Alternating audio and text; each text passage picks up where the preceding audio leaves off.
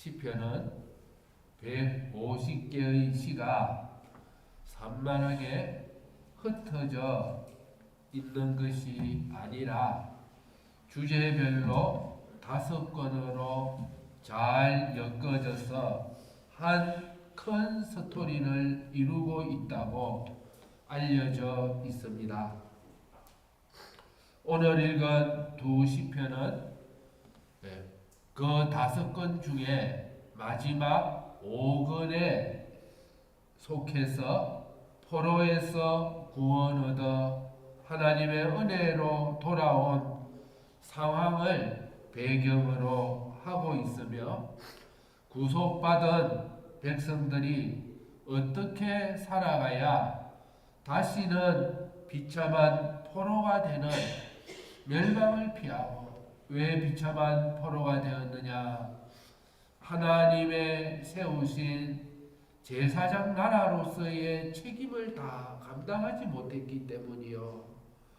그러기에 다시 그 책임을 잘 감당할 수 있고 영원히 하나님께 먼저 복을 받고 그 복을 나누어 줄 수 있는 자로 살아갈 수 있는 길을 가르치는 지혜의 시라고 할 수 있습니다. 오늘 이 시를 2개를 왜 읽었느냐? 이 시를 쌍둥이 시라고 이렇게 알려져 있습니다.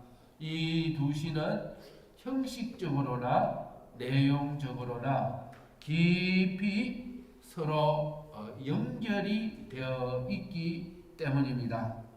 우리가 이 두 시를 방금 읽을 때에 보니까 둘 다 무엇으로 시작하고 있었습니까? 할렐루야 하고 두 시가 동시에 시작하면서 길이가 10절씩 똑같습니다. 이것은 둘 다 히브리어 알파벳으로 똑같은 히브리어 알파벳으로 시작을 하고 있습니다. 히브리어 그 알파벳에 맞춰서 111편도 112편도 똑같은 알파벳으로 맞춰가지고 10절에 맞추어 놓았습니다. 형태뿐만 아니라 내용상으로도 그 중심은 몇 절이냐? 3절 끝에 있는 그 의가 영원하리다 하는 그게 가장 중요한 주어 구절인데 112편에도 3절 끝에 똑같이 그 의가 영원하다라고 일치를 하고 있습니다. 그 외에도 사용된 단어가 은혜, 양식을 나누어 주다, 진실, 정직으로 공통된 주제 단어가 사용되어져 있습니다. 다만 다른 점이 있다면 111편은 하나님의 의를 중심으로 말하고 있고 뒤에 나온 112편은 그 하나님의 의를 받아서 꼭 같은 의를 가진 사람의 의를 중심으로 말하고 있습니다. 그래서 아주 잘 갖추어진 시로서 앞부분은 하나님의 의를 이야기하고 뒷부분은 그 하나님의 의를 받은 사람의 의가, 사람은 어떻게 의롭게 살아야 되는가 하는 것을 가르쳐 줌으로써 이스라엘 백성들이 실패하고 포로된 이유는 의인으로 살지 못하고 그리고 이 책임을 감당하지 못했는데 은혜, 자비 나누어 주다 하는 이 일을 어떻게 잘 감당할 수 있는 이런 사람이 될 수 있는가 하는 것을 이 시는 우리들에게 가르쳐 주고 있습니다. 주님이 오실 때에 내가 무엇을 찾겠다고요? 의인을 찾겠느냐고 물어보았습니다. 노아의 때에도 노아는 의인이라고 말씀하셨고 이 마지막 때에도 모든 환난을 이기고 주님 앞에 서게 되는 자는 의인이요 의만이 새 하늘과 새 땅으로 옮겨가게 될 것이며 의가 아닌 것은 다 불에 타서 없어지게 되어질 것입니다. 하나님의 백성들이 비참하게 되는 이유는 다른 데 있지 않습니다. 뭐가 없어서 그렇다고요? 오늘 이 시의 핵심 되는 구절인 뭐가 없어서 그렇다고요? 예, 의가 없어서 그렇고 포로되어져 가고 오늘날로 말하면 주님 오실 때에 불심판에 불타고 다 없어지고 후회되는 이유는 무엇이냐? 의인이 없어서, 의가 없어서 오늘 이 시대도 망하고 의인을 찾고 있는 이때인 것입니다. 그러므로 오늘 이 시는 우리에게 어떻게 의인을 회복하며 의인으로 살아가야 할지 가르쳐 주고 있습니다. 111편 시작 후에 여호와의 의인은 그냥 그가 가만히 앉아 있어도 의로우신 것이 아니라 여호와의 의인은 무엇으로 나타나느냐? 그의 행사에서 그의 행하신 일에서 나타나는데 그것을 연구해 보면 사람이 우리가 이 땅에서 연구할 가치가 있는 것은 하나님의 의입니다. 여호와의 의, 하나님의 의를 우리가 본문에 보면 연구하는도다. 111편 2절에 보면 그것을 즐거워하고 연구하는도다 했습니다. 사람이 하나님의 의로우심에 대하여 그것을 공부하고 연구하고 기억하고 생각하는 것보다 더 가치가 있고 자기에게 유익이 있고 행복한 것은 없습니다. 우리 내 속에 머릿속에 무엇을 기억하고 무엇을 생각하며 연구하고 살고 있습니까? 하나님의 의가 어떠한지 그것을 우리가 생각하고 연구하고 깊이 묵상하는 그 이상으로 복된 것은 없는 것입니다. 하나님의 의는 영원히 있다 그랬습니다. 3절에 보면 영원히 그 의가 영원한데 하나님의 의는 무엇인가?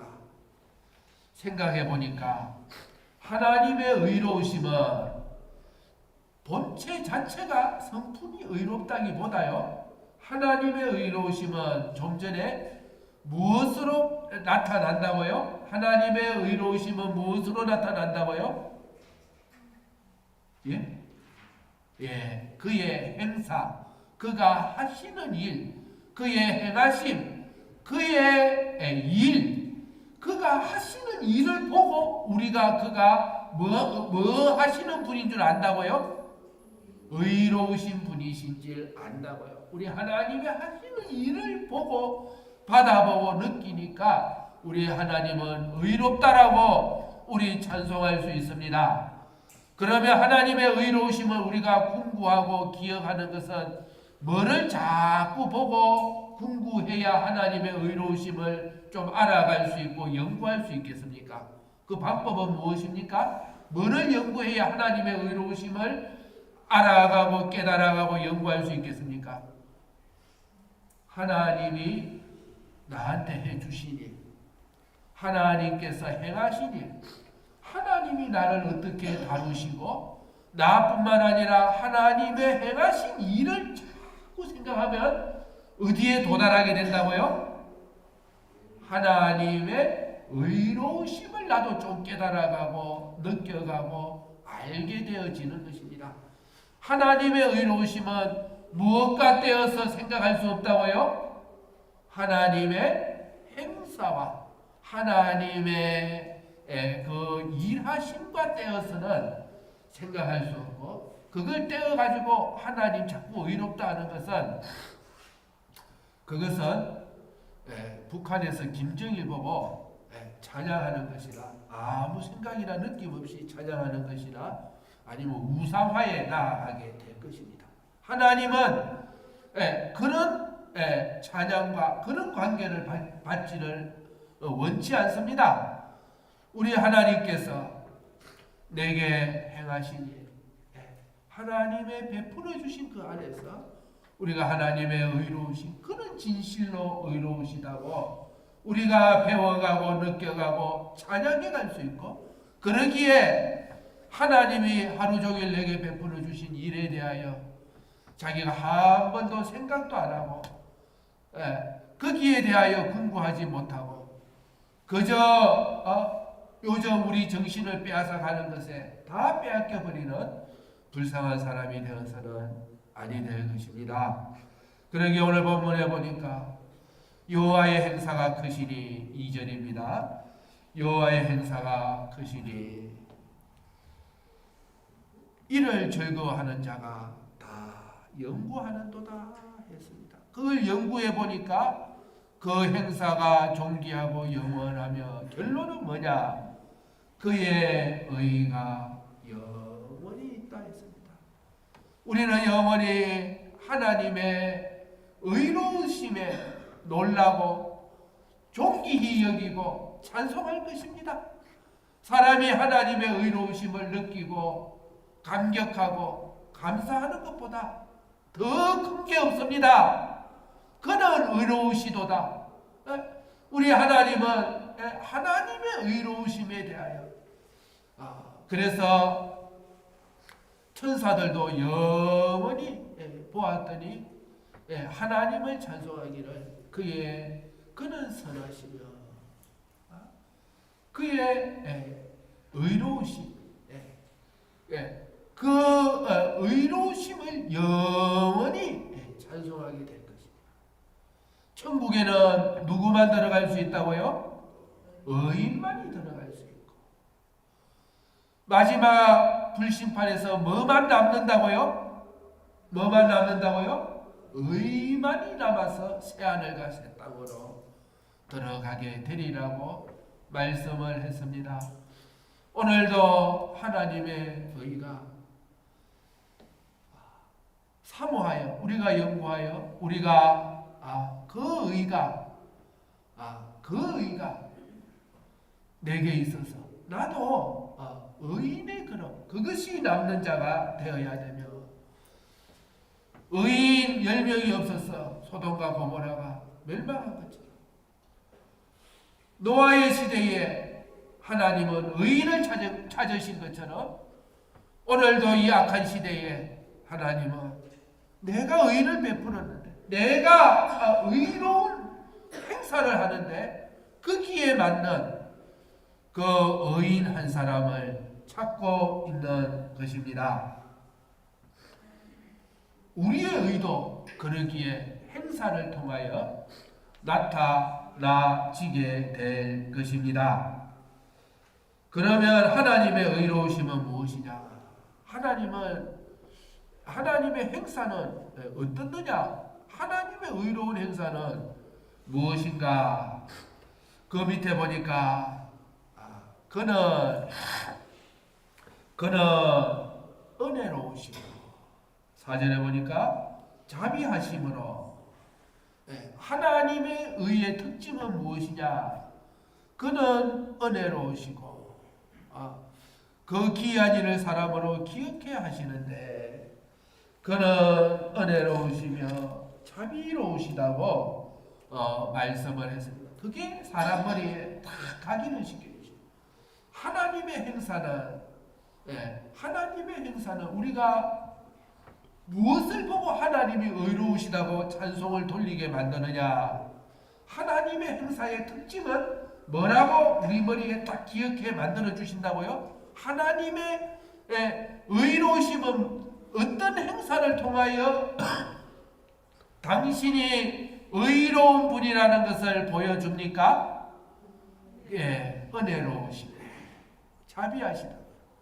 하나님의 의로우심은 그의 은혜에서 나오고 그의 자비하심에서 나옵니다.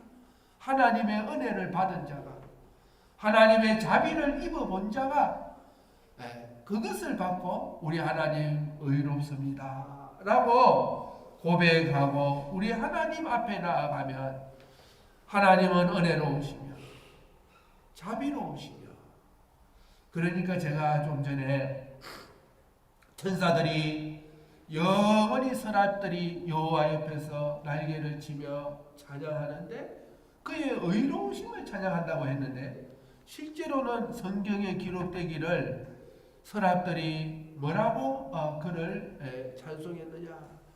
그는 선하시고 자비로우시도다. 그는 선하시고 자비로우시도다. 그의 선하심과 그의 자비로우심을 노래했는데, 그게 한마디로 말하면 그의 무엇이라고요? 그의 영원한 무엇이라고요? 의라고요. 하나님의 의는 그의 백성들에게 은혜를 베푸시고 자비하심으로 그걸로 각인을 시켜주신다고 했습니다. 그래서 하나님의 자비의 용서를 받아본 자가 당신은 의롭습니다. 하나님께로부터 은혜를 받음으로 살게 되므로 하나님을 의롭다고 고백하게 되어지는 것입니다. 구체적으로 5절에 보니까 자기를 경외하는 자에게 양식을 주시며 그는 양식을 주시고, 그리고 열방을 기업으로 주시며 9절에는 그 백성에게 구속을 베푸신다고 했습니다. 하나님의 찬송받으실 의는 다른 데 있지 않습니다. 왜냐? 우리 하나님은 모든 부요함의 근본이시고 하나님은 풍성하시고 모든 것을 하나님이 가지고 계시며 하나님 위에는 아무것도 없고 다 메마르고 어둡고 죽어있는 것이고, 우리 하나님은 생명의 근원이요 우리 하나님은 복의 근원이요, 우리 하나님께 모든 좋은 것이 있기에 그 하나님이 나누어 주시고 그 하나님과 연결되어야 죽은 자가 살아나고 그 하나님에게 자꾸 공급을 받아야 양식을 받고 영양분을 받아야 모든 피조물이 성장하고 하나님이 은혜를 베푸시고 자비롭게 대하셔야 되고 하나님이 주시고 주셔야 하나님이 베풀고 비를 내려주시고 태양을 비추어 주시고 얼마든지 하나님이 주심으로 하나님은 행복해지고 하나님의 본성이 성품이 하나님은 은혜를 베푸시는 거기에서 하나님의 그게 본성이고 그게 당신의 의로우심입니다. 그게 당신의 의로우심입니다. 그래서 하나님의 의는 뭐로 특징되어진다고요?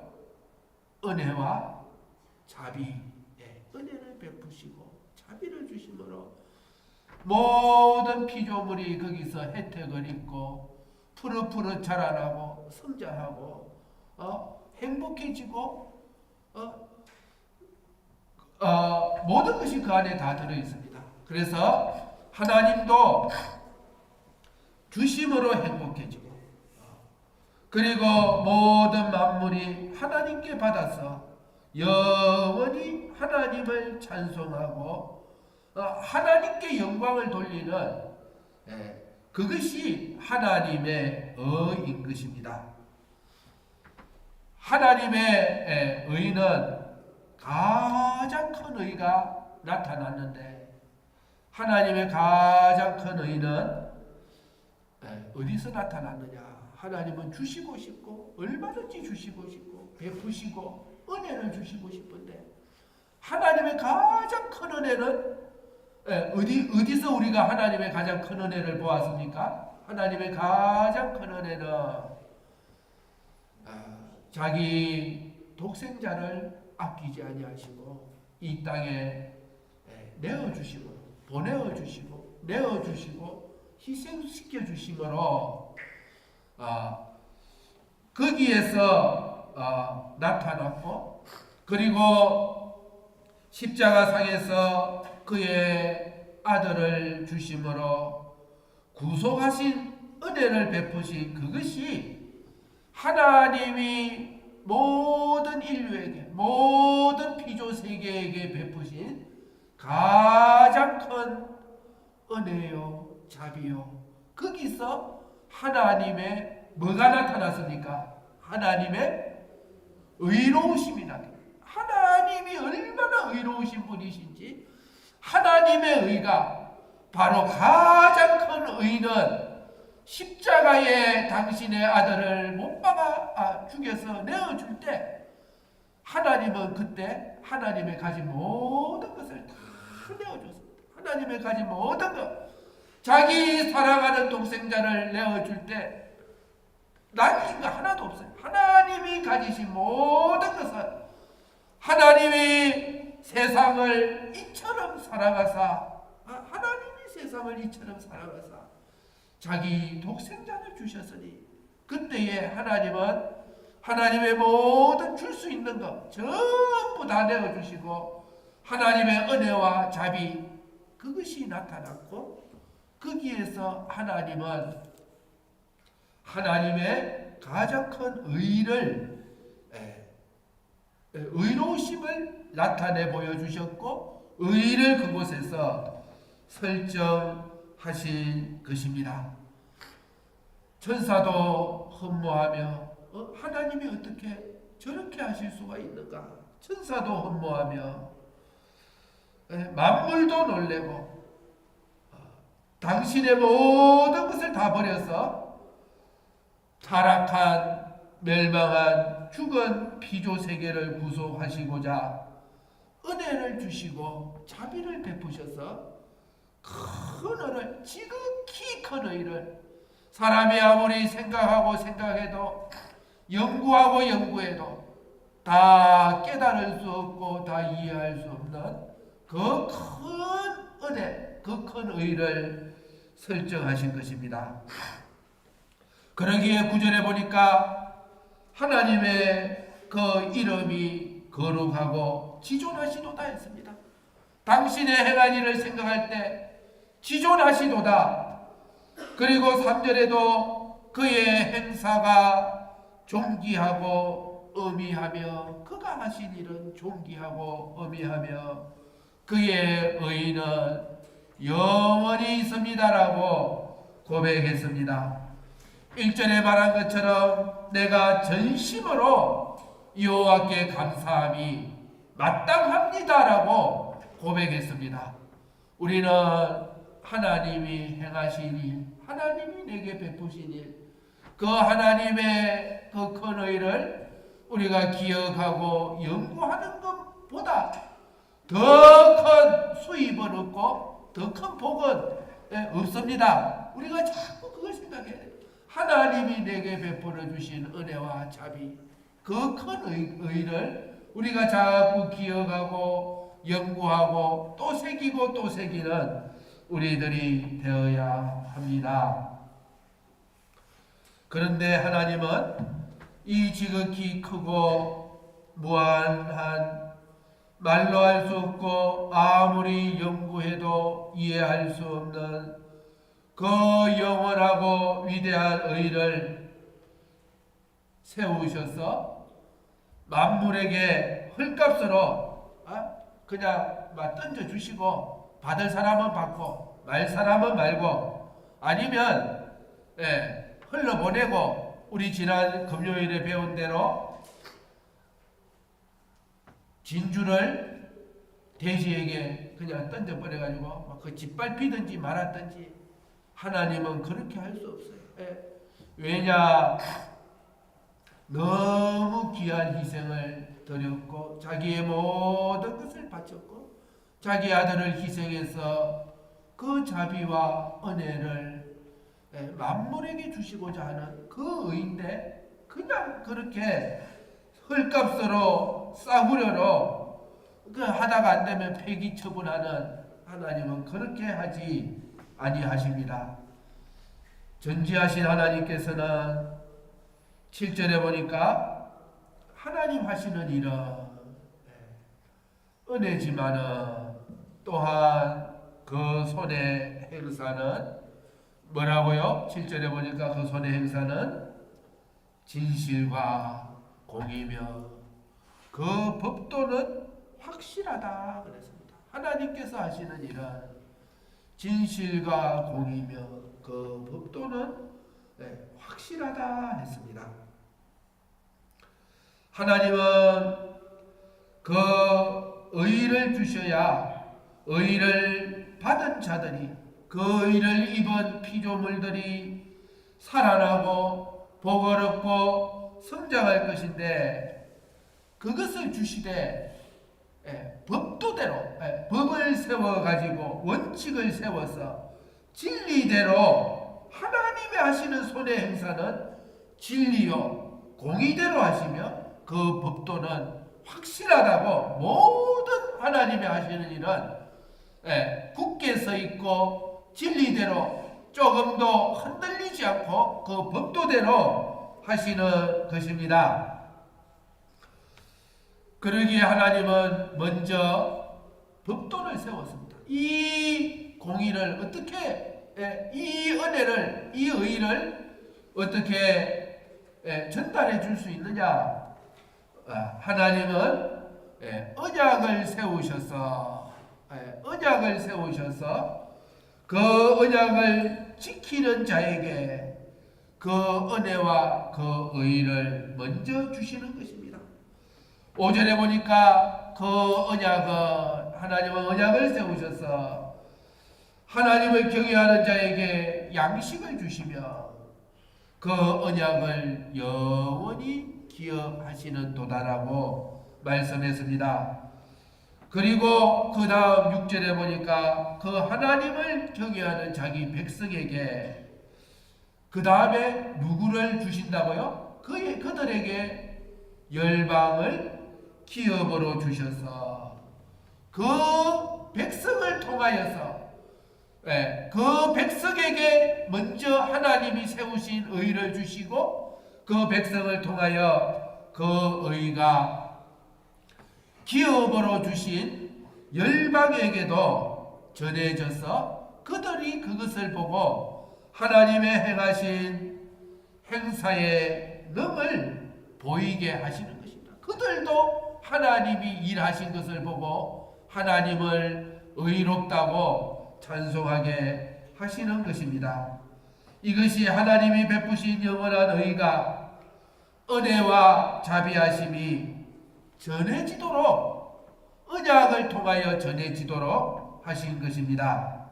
하나님은 오늘도 당신의 아들을 내어놓으심으로 당신의 은혜로우심과 자비하심 이것이 전해져야 모든 존재가 살아날 것인데 이 의를 베푸시기를 원하시고 나누어 주기를 원하시는데 그 일을 할 수 있는 그 사람을 언약 가운데에서 원하고 찾으시는 것입니다. 이것을 위하여 어떤 사람이 필요하느냐? 10절에 보니까 오늘 111편 마지막 결론을 이렇게 내리고 있습니다. 여호와를 경외함이 곧 무엇이라고요? 여호와를 경외함이 곧 지혜의 근본이라고. 사람이 이것만큼 지혜로운 게 없다고요. 사람이 복이 있어지는 길, 사람이 가치가 있는 길, 사람이 가치가 있으려면 어디에서 사람의 가치가 옵니까? 사람의 가치는 어디에서 옵니까? 그의 행사에서 옵니다. 그가 하는 일, 그가 맡은 일을 잘함으로 아무리 야구 선수가 키도 크고 잘생기고 옷도 잘 입어도 자기 책임을 잘 감당하지 못하면 그 팀에서는 천덕꾸러기가 될 거예요. 천덕꾸러기가 될 겁니다. 자기 책임을 잘 감당할 때 학생은 학생의 책임을 회사에서는 회사의 책임을 자기 책임을 잘 감당하는 거기에서 사람이 가치가 있어질 것입니다. 예, 어디에서 온다고요? 사람의 가치는요? 그의 행사에서, 그의 행하는 일에서. 예, 우리 하나님이 존경을 받는 것은 어디에서 옵니까? 하나님의 찬송을 받으시고 영광을 받으시고 존경을 받으시면 어디에서 옵니까? 그의 행사에서. 그의 행사가 뭐 하심으로요? 의로우심으로. 그의 행사가 뭐 하심으로요? 그의 행사가 뭐 하심으로요? 은혜로우시고 자비로우심으로. 하나님의 존귀는 거기서 오는 것입니다. 사람은 어디서 존귀가 옵니까? 어디에서 온다고요? 그걸 아까 물어봤고, 사람은 어디에서 온다고요? 사람의 존귀는 어디에서 온다고요? 사람이 어떻게 되므로요? 의로워짐으로. 사람이 의로워짐으로. 어디가 의로워진다고요? 사람의 의는 가만히 있는 데서 의로워지는 게 아니고, 사람이 하나님도 가만히 계셔서 의로워지는 게 아니고, 하나님도 뭐 하심으로 의로워진다고요? 어디에서 그의 의가 나타난다고요? 행사에서. 사람도 그의 하는 일에서 의로운 행사를 함으로 사람이 존귀해지는 것입니다.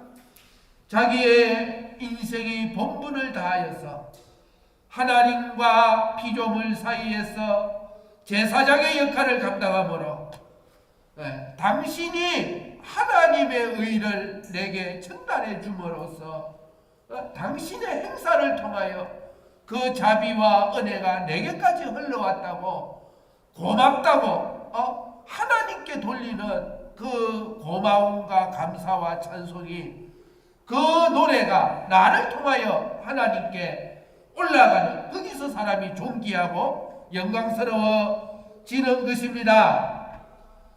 이스라엘 백성들이 포로로 잡혀간 이유가 다른 이유가 아닙니다. 그 책임을 감당하지 못했기에 그들은 결국 멸망을 한 것입니다.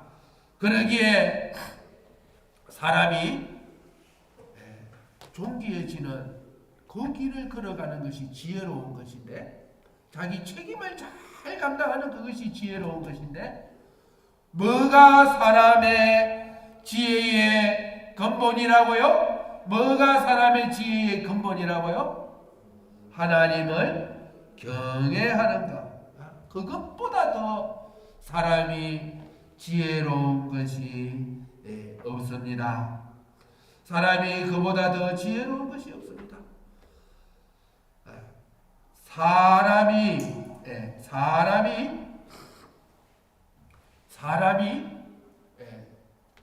존귀해지려면 아까 어떤 사람이 돼야 된다고요? 의인이 돼야 된다고요.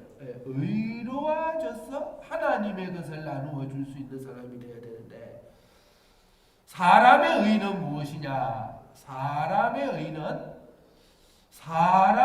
하나님의 의는 하나님이 얼마든지 나누어 주시고, 그리고 하나님의 가장 큰 의는 하나님이 십자가에 죽으심으로 당신의 모든 것을 내어주실 때에 거기서 하나님의 가장 큰 의가 나타났는데, 사람의 의는 무엇이냐? 사람의 의는 하나님의 그 의를 주실 때 뭐 하는 거예요? 그 의를 받아들여서 그 의를 받음으로 자기가 의인이 되고, 그 의를 받음으로 그 의는 믿음으로만 받을 수 있는데, 그 의를 받음으로 자기가 점점 의로워지는 것입니다. 그리고 그 믿음은 정적이고 그냥 앉아있는 의가 아니고, 그냥 교회 와가지고 믿습니다 함으로 의인이 되어지는 것이 아니라, 그 믿음이 뭘로 나타나야 된다고요? 행사로 나타나요. 그게 진짜 믿음이고, 행사를 통해서 그 의인은 하나님이 원하시는 대로 다른 모든 존재에게 전해질 수가 있는 것입니다. 하나님을 경외하는 이것이 하나님을 경외하는 이것이 곧바로 하나님을 믿어드리는 것이고 하나님과의 관계가 바로 되어지고 하나님이 얼마든지 주실 수 있는 통로가 열려지는 것인데 사람이 행사를 바로 함으로 의로워지는 것이 아니라 사람의 의는 철저하게 어디서 옵니까? 하나님의 그 의를 받음으로 사람이 의로워지는데 그것을 받는 길이 무엇이냐? 하나님을 경외하는 것입니다. 하나님을 믿어드리고 하나님과의 관계가 바로 됨으로써 그 사람이 하나님의 그 의를 자기가 가질 수가 있는 것입니다. 하나님은 오늘도 하나님의 의를 얼마든지 주시기를 원하시고 베푸시기를 원하시고 그리하여서 그 사람을 통하여 모든 존재를 회복시키고 살리시기를 원하시는데 누가 없어서 그 일을 못한다고요? 의인이 한 사람 없었어. 의인 한 사람이 없었어. 의인 노아가 그 일을 감당했고 의인이신 예수님이 그 일을 감당했고 의인인 아브라함이 그 일을 감당했고 오늘도 이 의인된 한 사람을 찾으시는데 그 의인은 믿음으로 되는데 하나님을 경외하는 이 사람이 곧바로 하나님이 얼마든지 주실 수 있는 사람인 것입니다. 그러면 여호와를 경외함이 곧 지혜의 근본이라 했는데 여호와를 경외하는 것이 무엇이냐? 한마디로 하면 우리 성도는 하나님을 두려워하는 사람이요. 여호와를 경외한다는 것은 문자 그대로는 하나님을 두려워한다는 것입니다. 하나님을 두려워할 줄 아는 사람. 또는 하나님을 우리가 하나님 경외하는 사람이 되어야 하나님 원하시는 의인이 될 수 있는데 우리가 가장 크신 하나님 앞에 하나님을 진정으로 두려워하는 것을 보여주고 하나님 두려워할 줄 아는 사람, 하나님을 제일로 두려워할 줄 아는 사람, 그게 하나님을 경외하는 사람이요.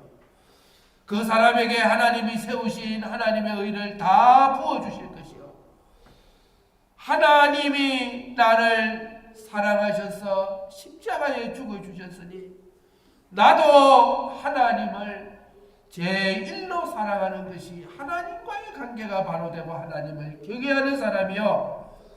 하나님의 명령에 기쁨과 즐거움으로 복종하는 것이 하나님 경외하는 것입니다. 우리가 하나님 경외하는 것을 어디서 배울 수 있느냐? 하나님 경외하는 법은 그냥 내가 하나님을 두려워해야지, 하나님 사랑해야지, 하나님 명령에 복종해야지 해가지고 하나님을 경외할 수 있는 게 아니에요. 마음으로 하는 게 아니고 행사로 하는 것인데 하나님을 경외하는 법은 저는 십계명 그 첫 계명보다 더 잘 가르치는 곳이 없다고 봅니다. 우리가 어떻게 하나님을 두려워하고 하나님을 대접하고 하나님 사랑할 수 있는 법을 가르쳐 주느냐? 너는 나 외에는 너는 내 앞에 다른 것 두지 마라 하신 그것이 하나님을 경외하는 첫 번째요. 모든 것입니다.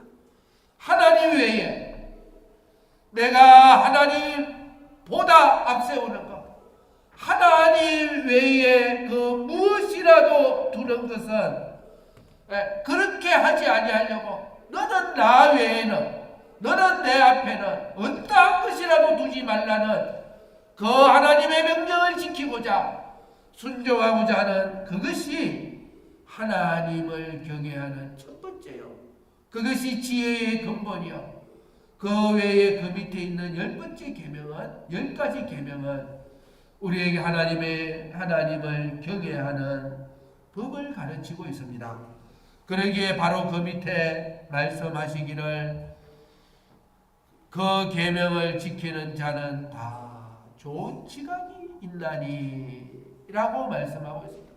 여호와를 경외하는 것이 곧 그 계명을 지키는 자요, 그것이 지혜의 근본이라고 우리에게 가르쳐 주고 있습니다. 그 밑에 있는 시편 112편은 그 말씀을 바로 이어서 사람의 의를 말하고 있습니다. 할렐루야. 다시 반복합니다. 잊기 위해서 사람의 의는 어디서 오느냐? 하나님 경외하는 데에서. 그리고 그 계명을 크게 즐거워하는 자가 복이 있다라고 말씀하고 있습니다. 그에게 하나님이 베풀어 주시는 의가 그대로 연결이 되어서 3절에 보면 그 의가 영원히 있으리로다 하는 여기 의는 그 사람의 의를 말하고 있습니다.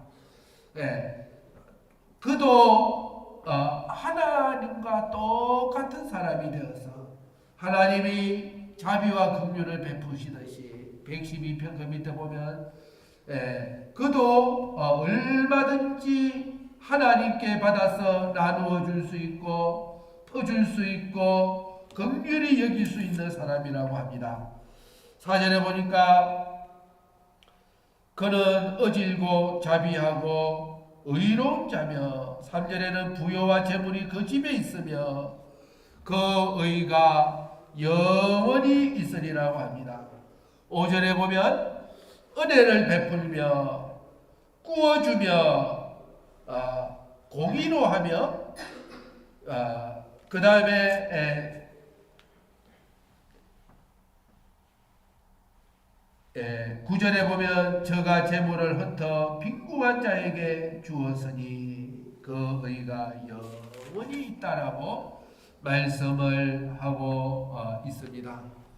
그래서 사람의 의는 그 앞에 말했던 나누어주고 꾸어주고 긍휼히 여기고 베푸는 하나님의 그 의와 똑같은 의를 가져서 얼마든지 그의 행사를 통하여서 나누어 줌으로써 하나님의 그 의를 전달하는 그 일을 감당하는데 가장 먼저 그 복은 누구한테 임하느냐? 2절에 보니까 그 후손이 그가 가장 많이 영향력을 주고 그와 가장 가까이 있는 그의 후대가 먼저 복을 받고 그걸 표시로 모든 존재들에게 그 복을 전달할 수 있는 자가 되어질 것이라고 말씀하셨습니다.